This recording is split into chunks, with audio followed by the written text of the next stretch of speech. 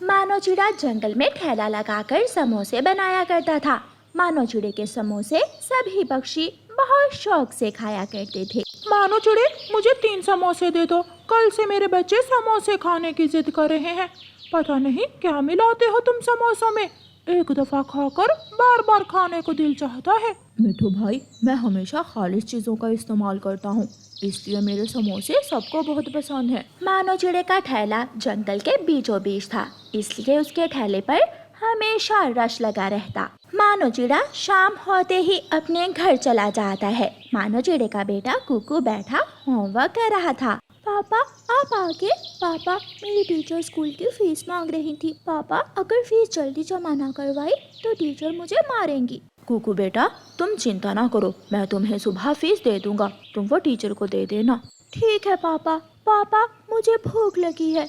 ये लो, ये समोसे खा लो। फिर वो दोनों बाप बेटा समोसे खाकर सो जाते हैं। अगले दिन मानो चिड़ा फिर से अपना ठेला लगा लेता है। कालू जी, मेरा भाई आने वाला है आज। मेरे भाई को मानो चिड़े के समोसे बहुत पसंद है। जाओ, मानो चिड़े से 10 समोसों का कहे आओ। अच्छा गौरी पत्नी जी, मैं अभी जाता हूँ। कालू समोसे लेने के लिए मानो चिड़े के ठेले पर जाता है। मानो, दोपहर को गौरी का भाई आने वाला है, तुम 10 समोसे बनाकर दे जाना। याद रहे, समोसे गर्मा गर्म होने चाहिए। ठीक है कालू, समोसे पहुंचा दूंगा मैं, तुम फिक्र ना करो, गरम ही होंगे। थोड़ी ही देर में जंगल में गहरे बादल आ जाते हैं और बारिश शुरू हो जाती है। ये अचानक से बारिश कैसे शुरू हो गई?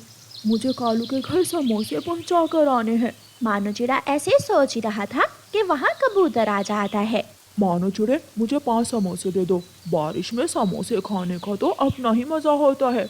कबूतर भाई, समोसे तो खत्म हो गए हैं, बारिश की वजह से आग ही नहीं जल रही, मुझे माफ कीजिएगा। मानो, तुम ऐसे झूठ क्यों बोल रहे हो? ये जो साइड पर समोसे रखे हैं, वो किसके लिए रखे हैं? कबूतर, मुझे कालू ने 10 समोसों का ऑर्डर दिया था, ये उसके समोसे हैं। मानो चिड़ा कालू कौवे के घर समोसे देने जाता है। मानो चिड़ा कालू के दरवाजे पर दस्तक देता है। कालू भाई, समोसे ले ले। कालू जी, मेरा भाई तो आया नहीं, अब इन समोसों का क्या करना? किसी न किसी तरह इसे वापस भेज दो। तुम चिंता ना करो, मैं अभी कुछ करता हूँ। कालू कौवा बाहर जाता है। लाओ 2 समोसे। ये समोसे तो ठंडे पड़े हैं, तुम्हें तो गरम गरम समोसों का कहा था। जाओ, ले जाओ ये समोसे, हमें नहीं चाहिए ऐसे ठंडे और बेस्वाद समोसे। कालू भाई, अगर आप ये समोसे नहीं लोगे तो मेरा बड़ा नुकसान हो जाएगा, प्लीज आप मेरे साथ ऐसा ना करें। मगर कालू कौवा मानो चिड़े की कोई बात नहीं सुनता और अपने घर चला जाता है। मानो चिड़ा भी उदास दिल के साथ अपने घर चला जाता है। घर जाकर मानो चिड़ा देखता है कि बारिश के पानी से उसके आलू की बोरी से बदबू आ रही थी। ये क्या हुआ? मेरे सारे आलू खराब हो गए। मुझे तो आज कुकू के स्कूल की फीस भी जमा करवानी थी, अब मैं क्या करूं? मुझे कुछ तो करना होगा। मानो चिड़ा बहुत देर तक सोचने के बाद चील के पास जाता है। चील रानी जी, मुझे कुछ पैसों की जरूरत है, क्या आप मुझे कुछ पैसे उधार दे सकती हो? मैं तुम जैसे गरीब पक्षियों को उधार नहीं देती हूँ। अगर तुम्हें वाकई पैसों की जरूरत है तो तुम्हें मेरा एक काम करना होगा। जी जी बताइए, मैं कर दूंगा, बस मुझे पैसों की बहुत जरूरत है। बारिश बहुत तेज हो रही है, मेरे पुराने घर में कुछ सामान रखा हुआ है और वो घर बहुत कमजोर है। तुम मुझे वहाँ से मेरा वो सामान ला दो। और हाँ, याद रखना, अगर इस तेज बारिश में तुम्हें कुछ हो गया तो मैं जिम्मेदार नहीं होंगी। ठीक है चील दी, मैं ला दूंगा। मानो चिड़ा जैसे तैसे अपनी जान पर खेलकर चील का सामान ला देता है और पैसे लेकर अपने बेटे कुकू की स्कूल की फीस जमा करवा देता है। ऐसे मानो चिड़ा अपने बेटे को पढ़ाने के लिए बहुत मेहनत करता। वो मुश्किल से मुश्किल काम भी कर लेता, मगर अपने बेटे को किसी चीज की कोई कमी न होने देता। यूं ही समय बीत जाता है। आखिर कुकू पढ़ लिख कर बड़ा ऑफिसर बन जाता है। पापा, मुझे अब दूसरे जंगल जाना होगा, मैं अब यहाँ नहीं रह सकता। कुकू, कुकू बेटा, क्या तुम मुझे छोड़कर चले जाओगे? अपने बाप को बेसहारा छोड़ जाओगे? पापा, मैंने आपसे कई बार कहा है, मगर आप हो कि इसी जंगल से दिल लगा के बैठे हो। मगर मुझे मजीद कामयाब होने के लिए यहाँ से जाना पड़ेगा। अगले ही दिन कुकू वहाँ से चला जाता है और मिठू तोते को अपने पापा का ख्याल रखने के लिए कह जाता है। कुछ दिन यूं ही गुजर जाते हैं। कितने दिन हो गए, कुकू ने मुझे एक कॉल भी नहीं की। मैं खुद ही कॉल करता हूँ। कुकू बेटा, कैसे हो? क्या तुम्हें अपने बाप की याद नहीं आती? मेरे कान तरस गए तुम्हारी आवाज़ सुनने को। पापा, मैं आपको बाद में कॉल करता हूँ। कुकू कॉल काट देता है। मानो चिड़ा बार बार कॉल करता है मगर कुकू काट देता है। आखिर कुकू कॉल उठाता है। आपको समझ में नहीं आती एक बार मेरी बात? मैं बहुत बिजी हूँ, अब मुझे कॉल मत कीजिएगा। अपने बेटे की बातें सुनकर मानो चिड़े की आंखों में आंसू आ जाते हैं। मानो यार, तुम क्यों रो रहे हो? जिस संतान को अपनी जान से बढ़कर चाहा, इतनी मोहब्बत दी, आज वो इतना मसरूफ़ है कि मरते हुए बाप से बात करने का भी वक्त नहीं है उसके पास। मानो चिड़ा एक लंबी सांस लेता है और मर जाता है। मिठू कुकू को बुलाता है और वो तुरंत सब छोड़ छाड़ कर वापिस आ जाता है। पापा, मेरे पापा, आप मुझे छोड़कर क्यों चले गए? मुझे माफ़ कर दें, मुझे इतनी बड़ी सज़ा मत दें। जो गुजर गया वो लौटकर कब आता है वापिस? आखिर अब कुकू पछताता रह जाता है। वो सब हासिल तो कर लेता है मगर पछतावा हमेशा के लिए रह जाता है। प्यारे दोस्तों, अपने माता पिता की इस ज़िंदगी में कदर करें, उनका ख्याल रखें ताकि कभी भी हमारे दिल में कोई पछतावा न रह जाए।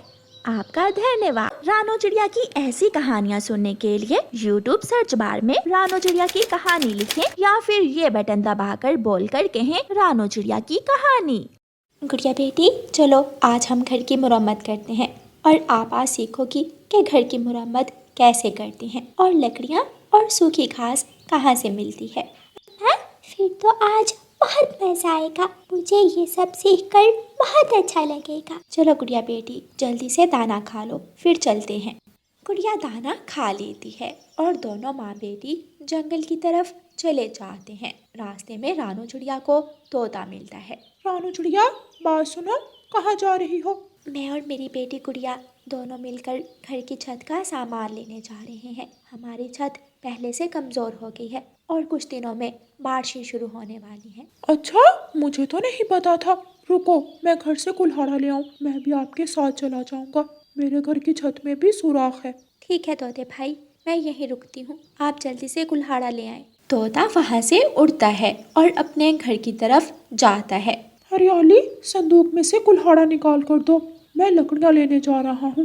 खैर तो है, आज आप लकड़ियाँ लेने क्यों जा रहे हैं? तोता हरियाली को सारी बात बताता है। अच्छा ठीक है, आप लकड़ियाँ ले आए और मैं जंगल से दाना ढूंढ लाती हूँ। तोता कुल्हाड़ा लेकर चला जाता है और हरियाली तोती टोकरी लेकर दाना लेने चली जाती है। रानो बहन, चले, मैं ले आया हूँ कुल्हाड़ा। तोता, रानो चिड़िया और उसकी बेटी तीनों मिलकर लकड़ियाँ लेने चले जाते हैं। दूसरी तरफ हरियाली को एक पेड़ के नीचे से कुछ चावल के दाने मिल जाते हैं। हरियाली वो चावल के दाने उठाती है और अपनी टोकरी में रख लेती है। गौरी कवि हरियाली तोती के पास आती है। हरियाली, आज मोटी चोंच वाला दाना लेने नहीं आया? गौरी, आराम से रहा करो, मेरे पति को मोटी चोंच वाला क्यों बोलती हो? तुम्हारे पति की भी चोंच लंबी है। कौवों की तो चोंच लंबी ही अच्छी लगती है। मुझे तो गर्व है अपने पति की लंबी चोंच पर। जाओ तुम यहाँ से, मेरा समय ज़ाया मत करो। मैं दाना इकट्ठा कर रही हूँ अपने बारिशों के दिनों के लिए।